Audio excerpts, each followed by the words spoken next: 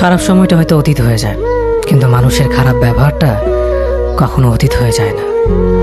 শুধু নিজে থেকে কথা বলা বন্ধ করে দেখো, দেখবে অনেক আপনজন পর হয়ে যাবে। আসলে কেউ আপন হয় না। যারা তোমার ক্ষতি চায় তাদের আঘাত করবে না, তাদের সামনে একটু হাসি মুখে বাঁচবে। দেখবে তুমি আঘাত করলে যা কষ্ট পেত, ওরা তার থেকেও বেশি কষ্ট পাবে। যত মিশবে ততই মানুষ চিনবে, অভিনয় যে কত প্রকার হয় তা বুঝতে পারবে।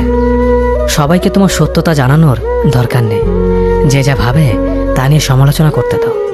বেঈমান মানুষগুলো কখনো অপরিচিত মানুষ হয় না, খুব কাছের মানুষগুলোই বেঈমান হয়।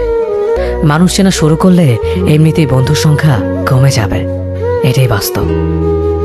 3টি কথা মনে রাখবেন: যে তোমাকে সাহায্য করে তাকে কখনো ভুলে যেও না, যে তোমাকে ভালোবাসে তাকে কখনো ঘৃণা করো না, যে তোমাকে বিশ্বাস করে তাকে কখনো ঠকিও না। ধোঁকা একজনেই দেয়, কিন্তু বিশ্বাস সবার উপর থেকে উঠে যায়।